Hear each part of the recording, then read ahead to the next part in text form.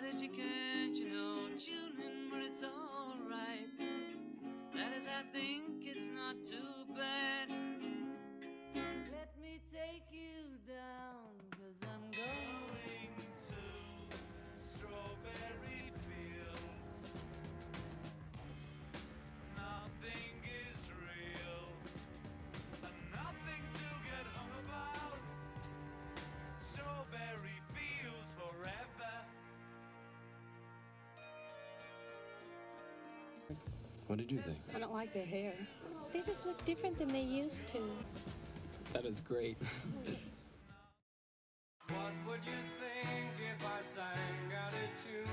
Would you stand up and walk out on me? I've got to admit, it's getting better, a little better, all the time. Can't get no Sergeant Pepper's Lonely Hearts Club Band. With many bands, they normally keep the same identity around throughout their lifespan, obviously assuming that no members are changed. Sure, the music usually changes one way or another as the members get older and more experienced, but identity-wise, you really don't notice a huge shift.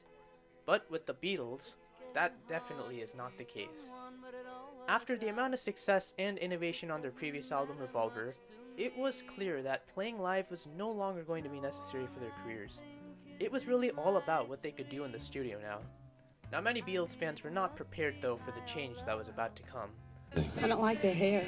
They just look different than they used to. Now, first off, as you saw in those clips, the Beatles completely ditched their unified mop top appearances, which really threw off a lot of people, notably the female Beatles fans, and it really began to represent the iconic late 60s appearances that we associate with their more intelligent work today. Now, personally, I think one of the most unique parts about the Beatles was how frequently their appearances changed. The whole trend of this would really begin on Sgt. Pepper. The identity of the album itself was meant to be a record not normally associated with their previous work itself. Now, this meant changed physical appearances, as I mentioned, but most importantly, a development into a form of album making known as a concept album. Now, contrary to popular belief, Sgt. Pepper was actually not the first concept album. Artists such as Ray Charles definitely beat the Beatles to it by a couple of years. However, Sgt. Pepper is definitely one of the most influential concept albums, and many music historians really regard it as the most important album ever made. This past year actually was Sgt. Pepper's 50th anniversary, so I think for anyone watching this video in 2017, you might have heard a little bit about it 2 months ago. Now, despite Revolver actually being the first Beatles album to have many effects on it that would still be used on Pepper, the musical production of the songs on Pepper were definitely a lot more sophisticated and complex than any album ever attempted to that point. It was no longer about playing live in the studio and then just simply recording it and adding effects. Now the Beatles were taking a very artistic and craftsmanship approach to this album. As a result, this album took over 4 months to put together, which was a pretty long time for any artist at the time. If you remember my Please Please Me review, I mentioned that the Beatles spent just a bit over 10 hours to make that album. Revolver, their most complex album up to this point, took over 220. If you think that's a large gap, well, Sgt. Pepper would take the Beatles over 700 hours to produce. I mean, holy crap, is that a large amount of time? And you might be asking, what exactly took them this long? First off, the songs were very complex. The songs you heard in the beginning were some of the first songs recorded, which were Strawberry Fields Forever and A Day in the Life. Now, Strawberry Fields is pretty much the most sophisticated song on the album session, and it really set the tone for what was to come. In fact, Paul McCartney's Penny Lane, that followed right after, was similarly very advanced for the songs he had written in the past. Now, both these songs were completed with hopes for being on the album, but with no Beatles single since Paperback Writer and Rain, all the way back from May of 1966, EMI and Brian Epstein decided to push the Beatles for those 2 songs being released as a single, and sure enough, in February of 1967, they released them as a single, 9 months after the release of Paperback Writer and Rain. Quite a long period of time in between singles. Now, the 2 songs were considered some of the most advanced Beatles songs at the time they were released, but as it is with more intellectually stimulating songs, the single did not quite reach number 1. Still though, fans were really intrigued just what direction the Beatles were heading in. Not only were they no longer the Mop Top Boys, Now they were singing about nostalgia while adding a ton of psychedelic imagery that was really prominent on Revolver. All this continued shift in direction though might have just been influenced by outside sources as well. I mean, the music industry at this time was rapidly changing. Bands such as the Beach Boys really continued their groundbreaking innovation with works such as Good Vibrations, that's one of the most revolutionary pop music records ever made. Groups such as The Doors and Jefferson Airplane also played into this by revolutionizing the acid rock genre, with songs such as Light My Fire and Somebody to Love really making a lot of noise in the pop charts around this time. I mean, there's a reason why 1967 is so beloved in the music industry. A couple months after those bands I mentioned, the Beatles finally responded with Sgt. Pepper's Lonely Hearts Club Band on May 26, 1967. Before we even dive into the songs, let's take a look at the actual vinyl album itself. Now, this is the first time I've done this, but it's definitely worth talking about because Sgt. Pepper is really its own species in the Beatles' vinyl library. I haven't mentioned all the other albums on vinyl so far because, they're all pretty much the same thing construction-wise.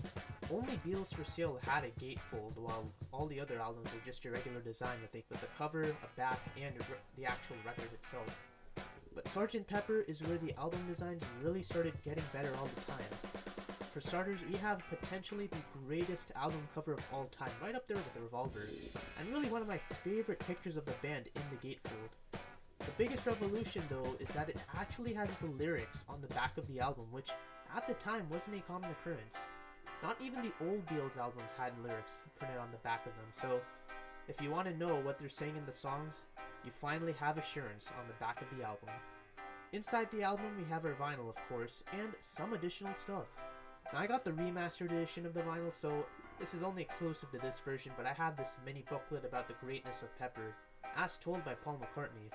But what came with the album originally was the radical sleeve that held the vinyl itself, and as well as some cutouts to really play into the Sgt. Pepper concept. I normally don't use my cutouts, so as you can tell, they are not touched at all. But just this past year, they released the Sgt. Pepper Deluxe Edition that gave you even more cool stuff. But that's a video for another day. As you can tell, Sgt. Pepper's package was definitely something that caught your eye, but how about the music on this album itself? Well, let's take a listen.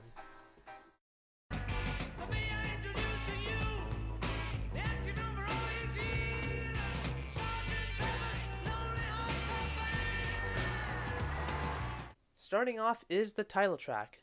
It's already been 2 studio albums since the last Beatles title track, so this is the first one in the post-Rubber Soul era.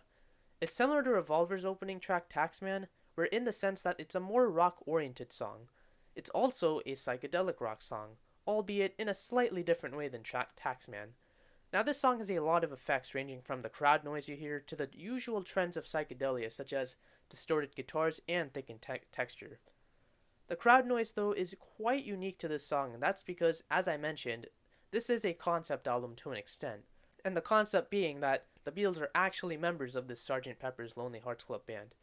Now, since this is the title track, obviously it's natural that you hear audience mumbling in the start of the song, and occasional laughter and applause throughout. And in this aspect, this song is really quite clever. I mean, even if you take the concept part out, this one is a fantastic rock song from every aspect.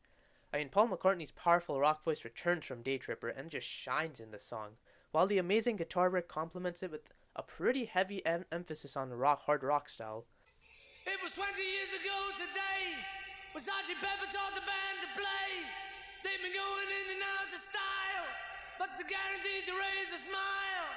So may I introduce to you the active number all these years, Sgt. Pepper's Lonely Hearts Club Band. This is really the very definition of what a title track should achieve, and especially in a concept album. You can almost always predict how an album is going to go based on the opening track, and in terms of whether or not it'll really be a fun album or not. And in this case, this is certainly a very fun and good song. It's nothing legendary in terms of comparing it with the other tracks from the Beatles in the past, but it's exceptionally crafted, very experimental, and really creates the concept of the Sgt. Pepper Band very well. I mean, it's hard to not nod your head along to the very fun pace of this one.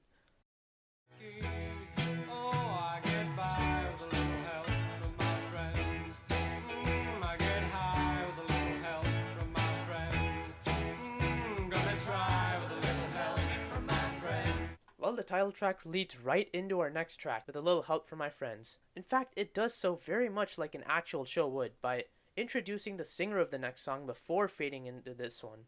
It's one of the best segues into the next track on any Beatles album because it's so brilliantly carried out.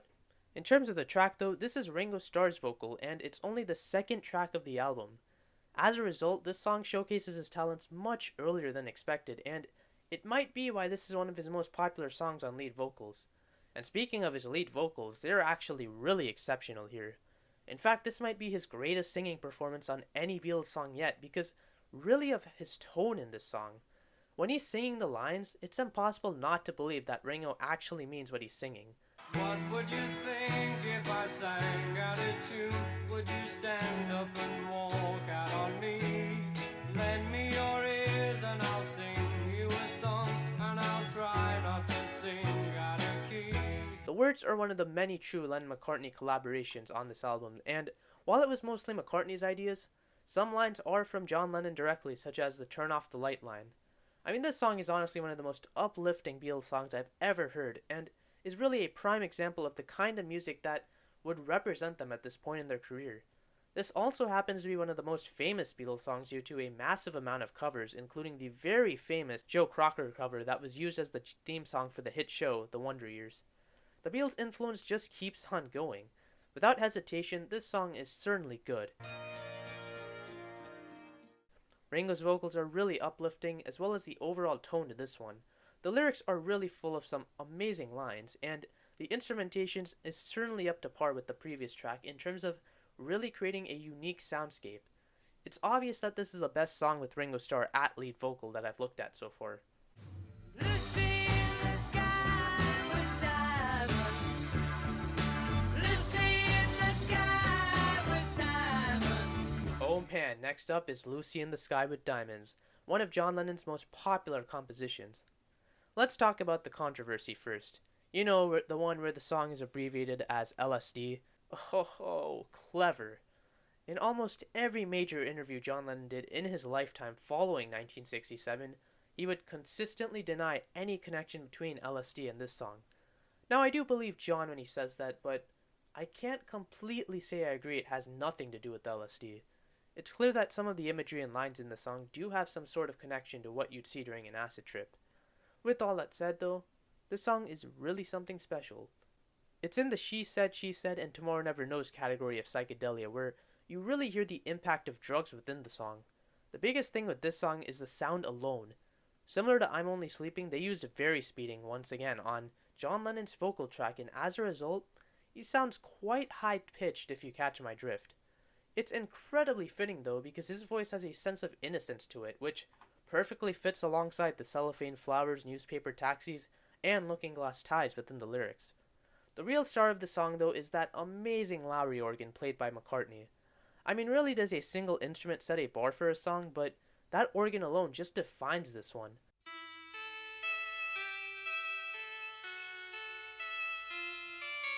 Picture yourself in a boat on a river with tangerine trees. For that reason alone, it really solidifies the song's place within the album.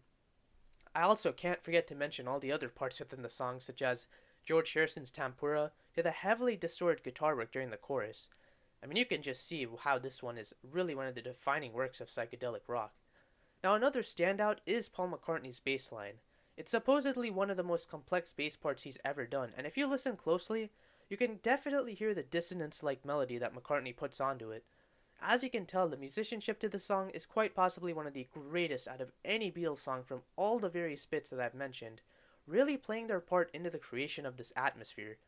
It's certainly a good song, just of how iconic this one is alone.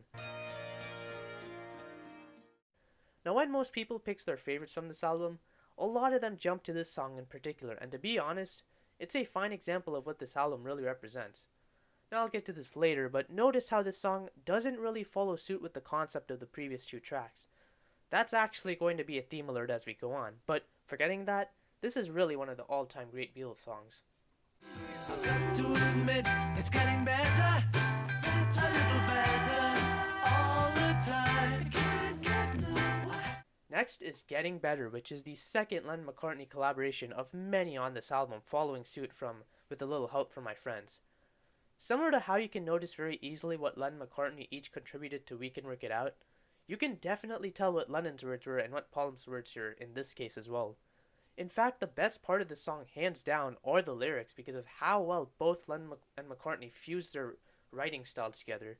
Now, Paul's input is pretty evident in the first two verses and the chorus, with his message basically amounting to, well, I've been angry and mad in the past at various things, but now things have changed and it's getting better. And then we get a sudden eerie twist in the final verse, which is actually when Lennon chips in with, I used to be cruel to my woman and I regret it. I mean, just hearing this song just 2 albums after Run For Your Life is really what makes this personally great to me. The growth and maturity of John Lennon's writing really speaks volumes to how great of a songwriter he was. But going back to that eerie twist, the Beatles themselves probably realized that the song really took a dark twist, and what do they do to accommodate this? George Harrison brings in that tempura from the last track and introduces it with a very strong ring in the background as Lennon and McCartney sing that line. I used to be cruel to my woman, I beat her and kept her apart from the things that she loved. That whole verse to me just about sums up the incredible quality to the song. Not only is it optimistic and really great for anyone feeling any sort of guilt in the past, but it's just so well arranged and intelligent. Now, if you've been watching every video in the series, you may be back with the She's a Woman rebuttal that I dismissed in Taxman. Now, unlike in Taxman, the repeating drone-like guitar hook really does not change much in here, but it only appears in the chorus rather than the entire song, and even then, I think the effect just works much better in this song because obviously, this is a psychedelic album, and I think that the song needed a drone-like presence, and I think either way, it uses it to its advantage. Also being used to its advantage are Lennon and McCartney singing together, which hasn't happened very much since the days of Beatles for Sale. In this song's case, you hear McCartney sing the majority of the verses and the chorus, with Lennon taking over during that line, can't get no worse refrain, and the last verse itself. So this just might be the ultimate Lennon-McCartney song we've seen so far, at least in terms of singing, and in terms of also how they've collaborated together. As for the song's overall quality, it's easily good. I mean, the lyrics are personal and intelligent, while still being very optimistic. Musicianship is very complex and accommodating, and the vocals just pile on to the greatness of this one. This is a song I cannot imagine being on any other album except Sgt. Pepper specifically. It may not carry the concept, but the overall sound of this one is definitely something you can really only expect to hear from an album like this. I'm fixing a hole where the rain gets in and stops my mind from wandering. Next is Fixing a Hole by, wow, Paul McCartney. Now I say wow because this is it, folks. This is the first non-love song by Paul McCartney to appear on an album. Now I know Eleanor Rigby technically holds this honor, but if you remember, pretty much everyone contributed lyrics to that one according to multiple accounts. Paperback Writer and Penny Lane, his other two non-love songs, weren't released on studio albums, so now all 3 principal composers of the Beatles have ventured past the love song phase.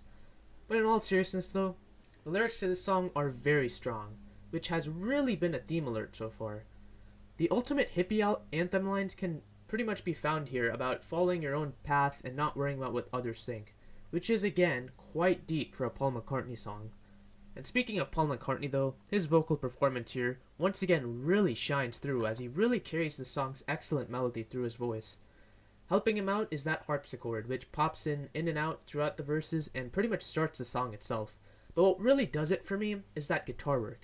It's very much psychedelic through its texture, and I'm sure that Geoff Emerick and George Martin and the group pretty much used more of their studio trickery to achieve that almost distant and faded out guitar sound that probably wouldn't be out of place on a Jefferson Airplane record.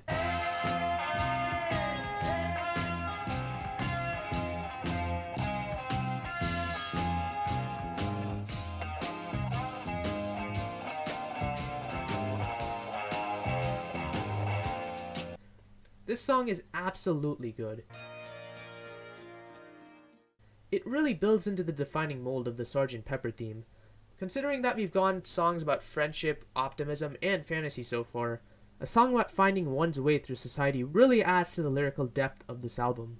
She's leaving home after living alone for so many years.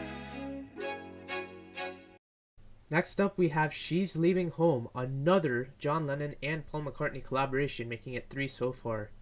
Now I'm gonna be honest guys, the first time I heard this song, it really didn't do much for me.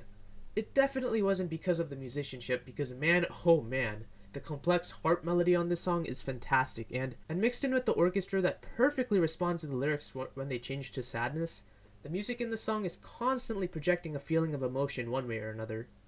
It was really the pace of this one though that really took me quite a while to enjoy. Now the last 5 songs were pretty quick and to the point, but this one is probably the most complex story-oriented Beatles songs. Granted, Norwegian Wood and Eleanor Rigby both did the same thing, but this song seems to mash the tragedy of Norwegian Wood and the peril and depth of Eleanor Rigby into one lyrical masterpiece of a song that was inspired by a story about a runaway that Paul read in the newspaper.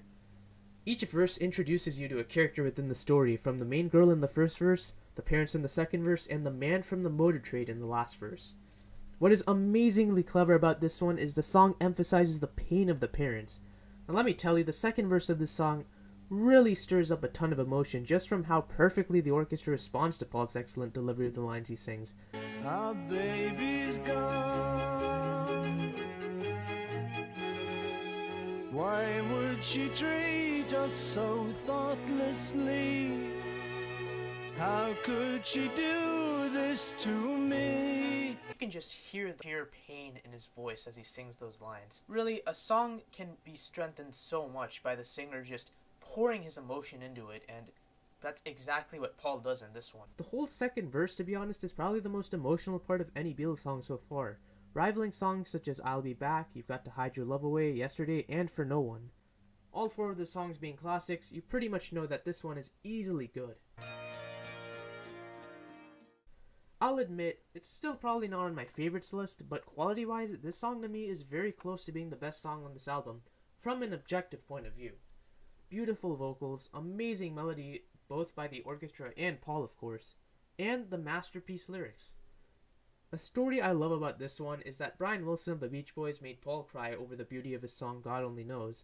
But Paul actually played the song to Brian and his wife, and they in turn ended up crying over the beauty of this one. Music can be quite emotional when done right, and this song is exactly that.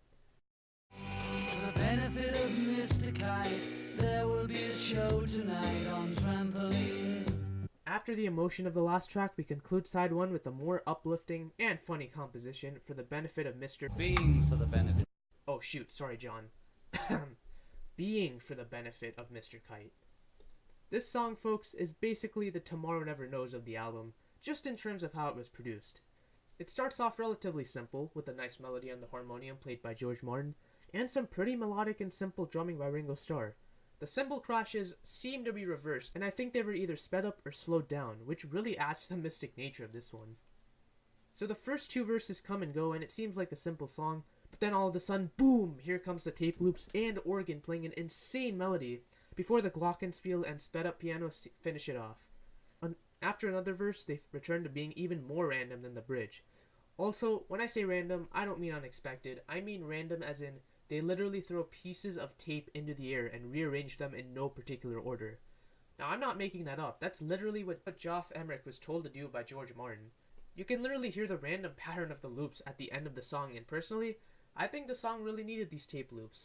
John's vocal parts and most of the drumming here is pretty simplistic and very close to being monotonous, so sure enough, the tape loops essentially really shine through here. My favorite part of the album, in all honesty, might just be the bridge sequence because of how aggressive and unexpected it is.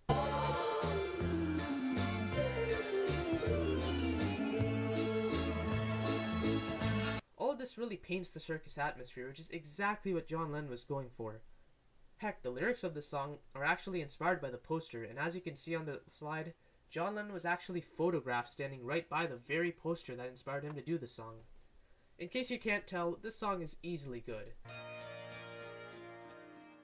It's pretty much the defining song of Sgt. Pepper to me, and easily one of the craziest songs I've ever listened to by the Beatles. I also just love the placement of the song right after the emotional She's Leaving Home. And really, it's a perfect close to side 1. You just forget everything you were crying about right after this one. Really only very small, life flows on within you and without you. Starting off side 2 is the long-awaited George Harrison composition, Within You, Without You. We heard Norwegian Wood, we heard Love You Too. We knew that eventually we're going to get some ultimate Indian song, and at long last, we finally get it here. This personally is one of my favorite songs of all time, and similar to She's Leaving Home, it did take me quite a while to really like this one. Now the common complaint is that George's voice is monotonous, but I think the melody kind of called for George's voice sounding that way, and it's not like he's monotonous the entire song. The end of each verse is punctuated by George rising higher and higher before letting it out in the chorus. Honestly though, I don't even think George the singer is the highlight here. I think George the writer is the highlight here. For starters, what an amazing arrangement he wrote. A lot of people forget just how complex and beautiful this song is. Not only is the song very well defining of this era, but the lyrics pretty much paint the idea of what the Beatles were all about. Optimism, love, and peace. With great lyrics like this, it's only fitting that the music is just as great, and this to me is where the song really shines amongst the Beatles' catalog. Now, it's not the first time George has used truly Indian instrumentation and Indian song structure, as Love You Too did beat the song to it. It is the first time, though, that George has blended Indian styles and Western styles into one compact song. The bridge to this song features a brilliant call and response between the sitar, that leads the Indian instrumentation, and the George Martin orchestra that pretty much captures an almost Middle Eastern-like melody.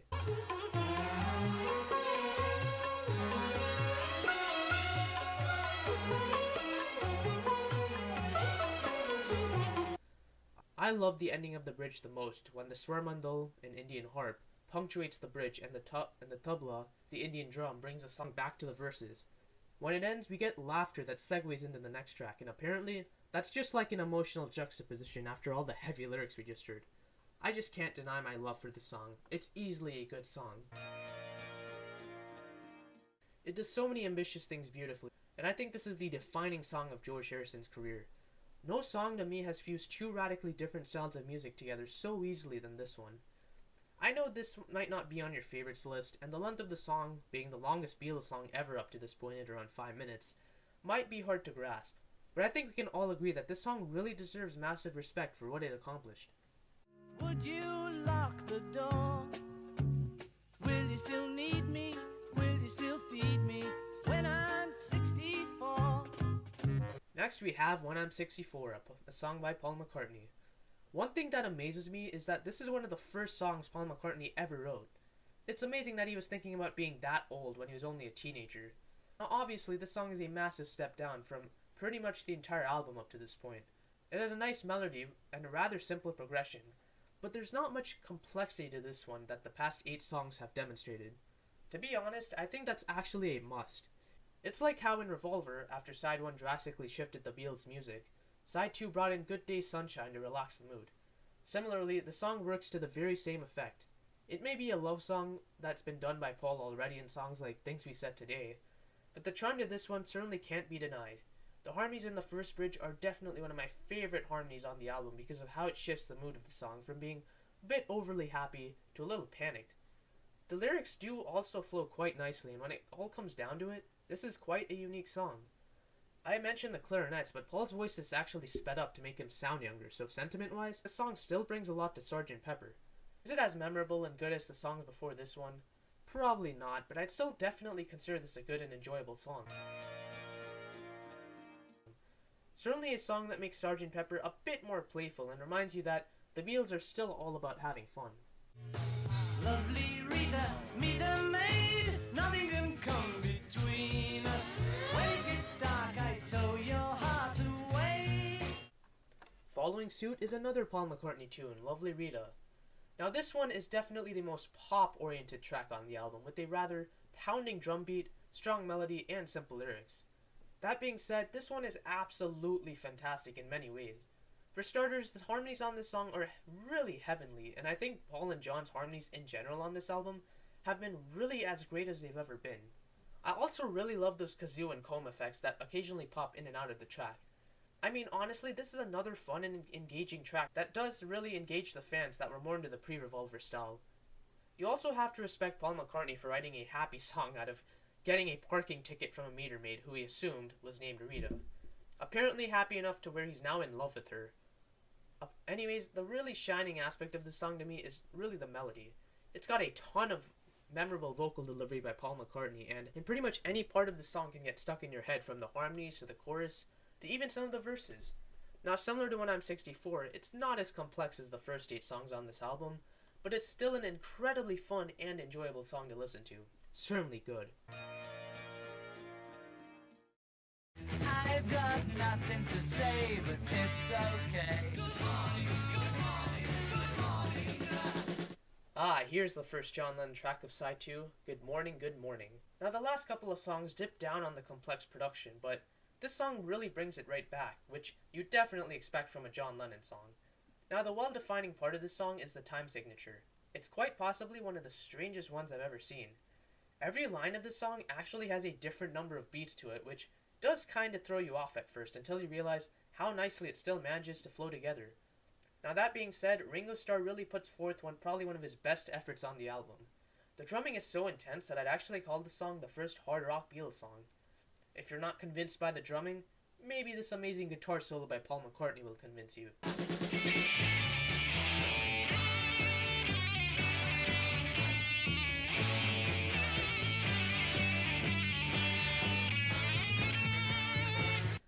I mean, damn. Way to top your effort from Taxman with an incredibly sharp and striking guitar solo. All jokes aside, Paul and Ringo really shine through on this track. I mean, who would have thought that a song based on a breakfast commercial would be this pounding and intense? Now, later in the Beatles' career, you'll start to see heavier songs and a bit more rock-oriented arrangements. Just know, though, that it all started on this song, because as I said, no Beatles song has really been this heavy unless you want to count songs like Taxman, She Said, or Paperback Writer.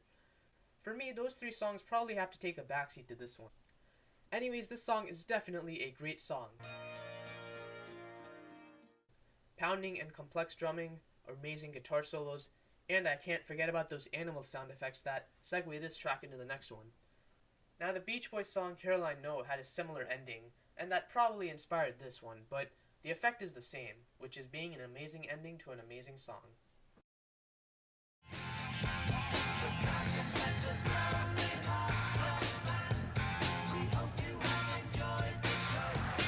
So we get the very first reprise song by the Beatles, simply titled Sgt. Pepper's Lonely Hearts Club Band Reprise. Now, most reprise songs aren't too memorable unless you're Queen, but in this case, the song is kind of difficult to judge. Its only purpose is to segue the song into the next track and repeat the bridge of the title track in a different style. I'll say that the opening is definitely a fantastic part of this one, especially when the guitars come in right after, but otherwise, this isn't the kind of song where you'll pick out one day and want to listen to. So the question is, what rating do I even give this one? Honestly, this may sound comical to you all, but I'm still going to call this one good. The only reason for this being that there's really no flaws to this one aside from its lack of memorability and short length, which are both a result of carrying the title of reprise. Just know that even though the song is called good, it pretty much has little impact outside the album, not only for me, but likely for most people. In the album's context though, quite a finish. Oh wait. I read the news today, oh boy,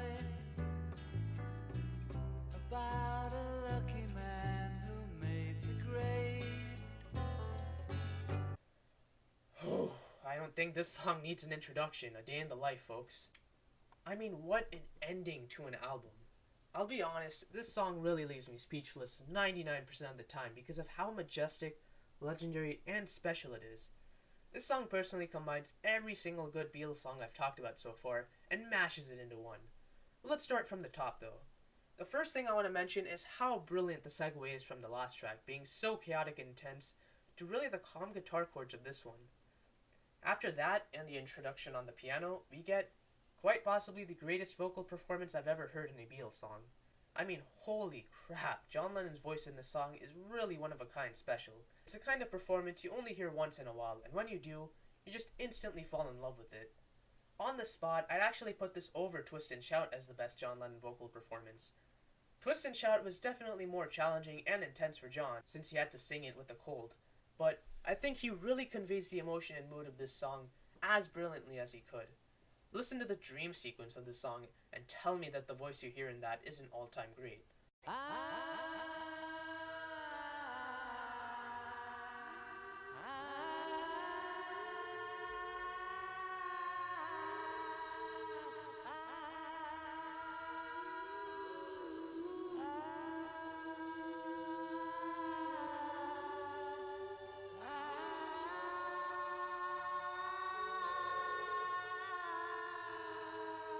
That aside, there are a ton of great things that this legendary song does. We get some brilliant drum fills by Ringo in between every line, which really speaks volumes about how great Ringo can be. Even in the background, overshadowed by the melancholy lyrics and the beautiful singing by Lennon. After the second verse, we get the very popular "I'd Love to Turn You On" line, which, along with many other songs on this album, prevented it from getting radio airplay on some stations. After that line, we get quite a psychedelic experience with the rising orchestra, which was literally instructed to play the lowest possible note on their instrument to the highest.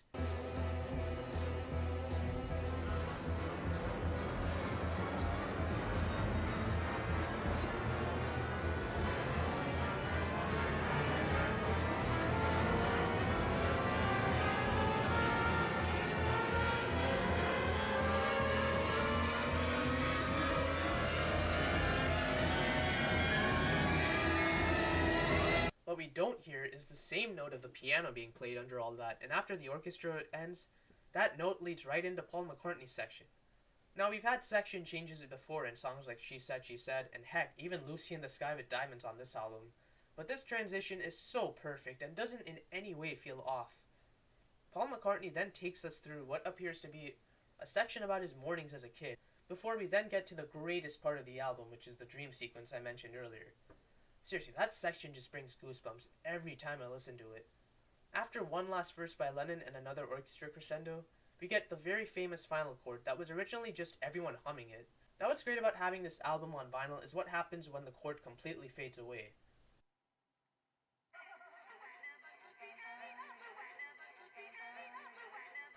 Yes folks, the Beatles had quite the sense of humor, and believe it or not, this loop will carry on endlessly until you physically pick up the needle yourself. Quite a nasty trick, isn't it? With all that being said, it's pretty obvious how great this song is. The greatness of this song extends past just the fact that it's a great sounding song. It's the impact that this song had on the music industry as a whole. A very famous genre of progressive music might have very well originated from this song alone. Heck, who knows how many genres this song, and this entire album for this matter, have sparked. I'll talk about whether or not this album is the best Beatles album, but one thing is for sure. This is perhaps the most influential song, and the most influential album ever released in popular music. So that is every track of Sgt. Pepper reviewed. You might be asking right now why I didn't talk about Strawberry Fields or Penny Lane, and that's because they appear on the next album, which is Magical Mystery Tour, so it's just better to talk about those two tracks on that album when I get to it. That aside though, we have our second straight perfect album with all 13 songs getting a good rating. Granted, there is no suspense because we all know how amazing this album is. I really only wanted to explain why I think every song here is so amazing. The question I'm sure you all want to know though, where does this album rank for me on the Beatles albums rankings? Let's take a look at that, and as you can see, Sgt. Pepper triumphs overall, except Revolver. Now let me just explain this decision. I'm not saying that Revolver is more influential or even more important than Sgt. Pepper. What I am saying though is that if you took the 14 tracks from Revolver and compared it to the 13 tracks on Sgt. Pepper, I just think Revolver's 14 tracks are better. Now it's not like Sgt. Pepper doesn't have any great songs. I mean, if you've been paying attention throughout this video, that's simply not the case.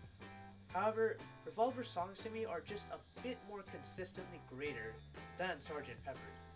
I'll definitely make a video about this someday, but just know that my main reason for choosing Revolver over Sgt. Pepper is that I just found the songs on Revolver to be collectively better than the songs here on Pepper. Now one last note, had Strawberry Fields and Penny Lane been kept on this album in place of When I'm 64 and Lovely Rita, which were the songs that they were likely going to drop in favor of those two, then it wouldn't have even been close. With Strawberry Fields and Penny Lane on top of songs like A Day in the Life, Lucy in the Sky, whew, nothing would have compared. But without those two songs though, I just cannot rank this one ahead of Revolver. On a more popular note, let's take a look at the song rankings. Similar to the last review, you won't see too many great songs from this album near the bottom of the list, except for the reprise. But you will see a lot of songs on here from in the middle. All the way at the top though, we have a new number 1 with A Day in the Life, topping In My Life. Both songs are legendary, but A Day in the Life is just a little bit better. Hopefully looking at that song rankings though, gave you a better idea of why I prefer Revolver's tracks over Pepper's. But to close off this video, let's take a look at 3 observations I made throughout this album. First off, the death of the mop tops. As iconic as they were, I think the most distinctive part of the Beatles to me, in general, is how often they change their appearances physically. In only 4 months, they completely changed their physical appearance over their respective breaks. I mean, think about that. The most obvious one is that they all grew mustaches and mini beards, but my favorite change is John Lennon. I mean, just comparing him in 1966 to his look now in 1967, it's almost like a completely different person.